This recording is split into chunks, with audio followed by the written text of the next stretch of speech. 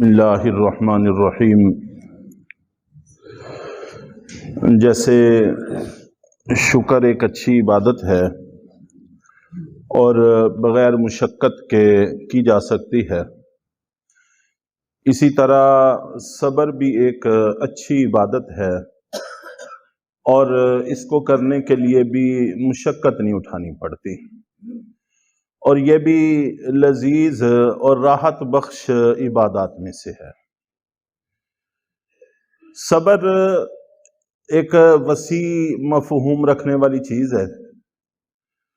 نیکیوں کے اوپر اپنے آپ کو جمائے رکھنا، تمام فرائض واجبات سنن نوافل کی ادائیگی پر اپنے آپ کو کاربند رکھنا، یہ بھی صبر ہے۔ اور اپنے آپ کو گناہوں سے دور رکھنا، گناہوں سے بچاؤ کرتے رہنا اور گناہوں سے بچاؤ کی کوشش کرتے رہنا، دور رکھنے کی کوشش کرنا، یہ بھی صبر ہے، نفس کو روکنا۔ اور اگر کوئی خلاف طبیعت بات پیش آ جائے، کوئی پریشانی آ جائے، کوئی مصیبت آ جائے، اس کو برداشت کر لینا اور اللہ کی رضا سمجھ کر اس کو سہ جانا، یہ بھی صبر ہے۔ تو عام طور پر ہمارے ذہنوں میں یہ ہوتا ہے کہ اگر کوئی مصیبت پریشانی آ گئی پھر واویلا نہ کرنا، یہ صبر ہے۔ صبر اس سے بہت مفہوم وسیع رکھنے والی چیز ہے، اور اس وقت ہمارا موضوع یہ آخری حصہ ہی ہے کہ اگر خلاف طبع کوئی امور پیش آ جاتے ہیں، کوئی پریشانی آ جاتی ہیں، تو اس پر نہ شکری نہ کرنا بلکہ سہنے کی کوشش کرنا، اللہ کی رضا اسی میں تصور کرنا، یہ آج کا ہمارا موضوع ہے۔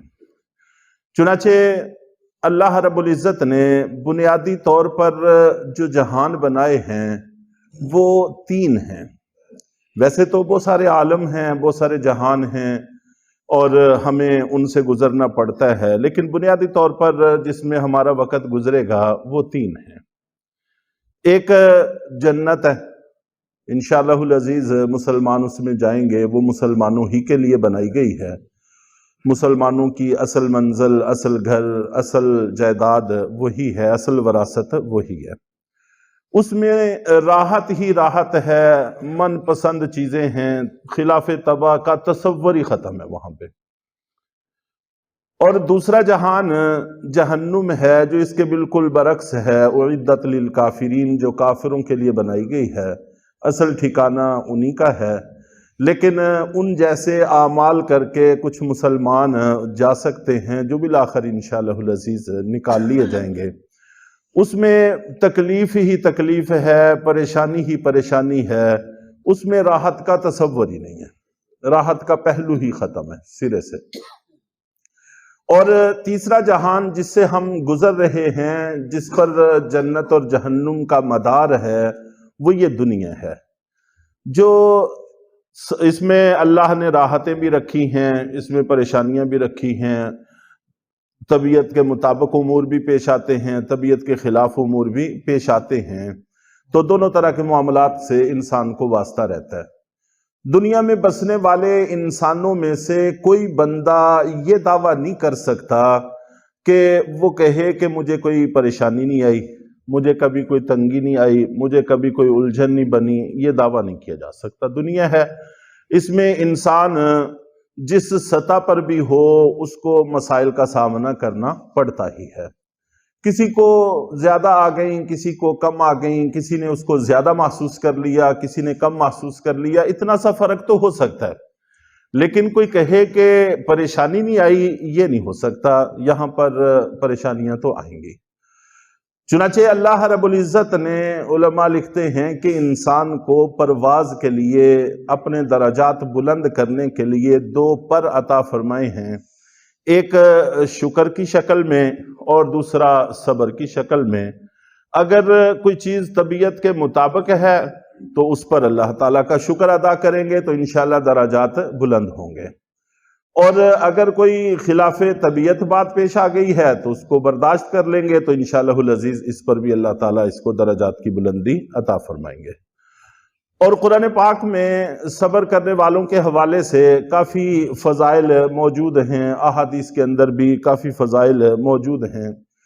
انما یوفی الصابرون اجرہم بغیر حساب، کہ اللہ رب العزت صبر کرنے والوں کو بغیر حساب کے اجر عطا فرمائیں گے، تھوک کے حساب سے۔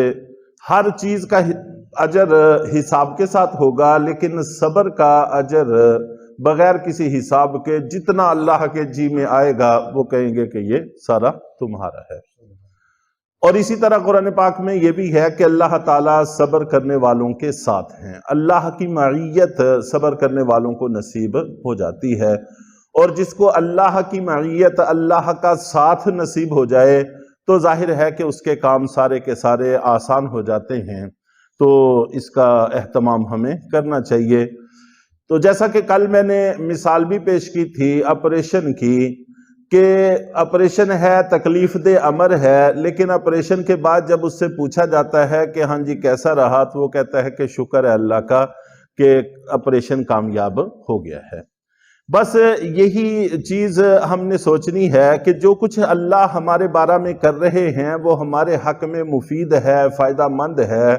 شکر ہے اس مالک کا کہ اللہ نے اس مرحلے سے بھی ہمیں عافیت کے ساتھ گزرنے کی توفیق بخش دی ہے، اور اس مالک نے اس مرحلے سے ہمیں گزار دیا ہے، کوئی شکوہ پیدا نہیں ہوا۔ بس صبر کا اتنا ہی مفہوم ہے کہ انسان کے دل میں اللہ کی طرف سے کوئی شکوہ پیدا نہ ہو تو پھر کوئی مسئلہ نہیں ہے۔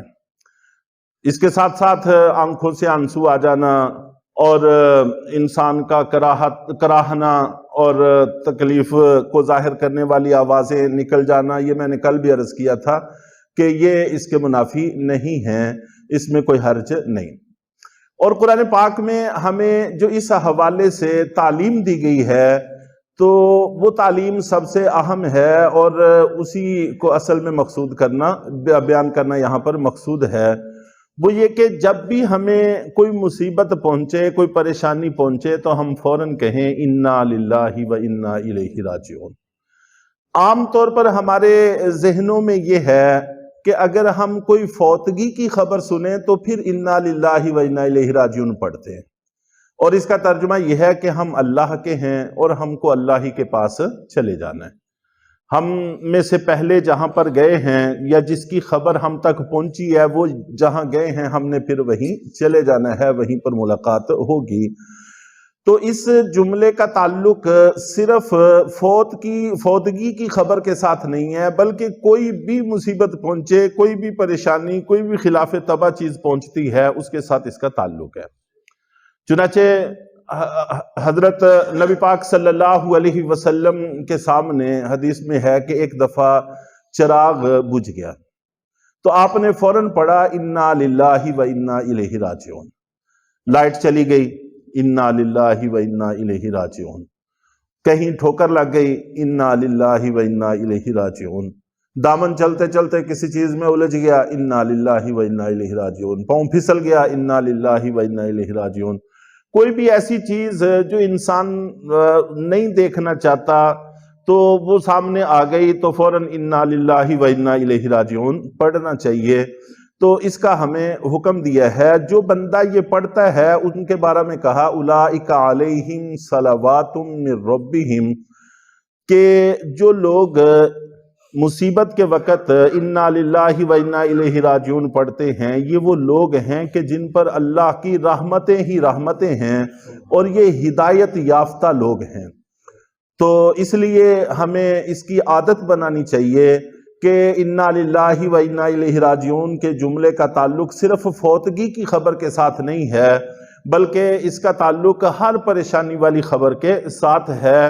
تو جب ہم یہ پڑھیں گے، ایک تو قرآن پاک کا جملہ ہے، آخرت کا دھیان نصیب ہوتا ہے، بار بار اللہ تعالیٰ کا تذکرہ اس بہانے زبان پر جاری ہو جاتا ہے، تو بے شمار ثمرات ہیں جو اس کی وجہ سے ہمیں حاصل ہوتے ہیں۔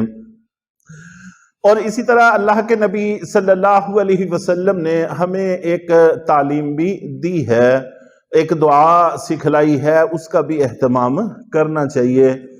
اور خاص طور پر کوئی نقصان ہو گیا یا کوئی بیٹا، کوئی قریبی رشتہ دار عزیز وہ دنیا سے چلا گیا، بیوی کا انتقال ہو گیا، بیٹے کا انتقال، بیٹی کا، پوتے کا، پوتی کا، نواسے کا، نواسی کا، اس طرح سے، تو ایسے موقع پر ہمیں تعلیم دی گئی ہے کہ ہم یہ دعا پڑھیں۔ میں انشاءاللہ العزیز اس دعا کا تذکرہ کرتا ہوں۔ ہمارا علم، اس سے پہلے یہ بات تھوڑی سی ذہن میں رکھ لینی چاہیے کہ ہمارا علم بڑا ناقص ہے، ہم آنے والے حالات کے سے واقف نہیں ہیں، اعمال کے نتائج سے واقف نہیں ہیں۔ قرآن پاک میں حضرت موسیٰ علیہ السلام اور حضرت خضر علیہ السلام کا واقعہ موجود ہے کہ دونوں جا رہے تھے، راستے میں ایک بچے کو حضرت خضر علیہ السلام نے قتل کر دیا۔ حضرت موسیٰ علیہ السلام صاحب شریعت نبی تھے، وہ فوراً پریشان ہو گئے اور بولا کہ ایک جیتی جاگتی جان کو تم نے مار دیا ہے۔ حضرت خضر کا شعبہ علیحدہ تھا، حضرت موسیٰ علیہ السلام کا شعبہ علیحدہ تھا۔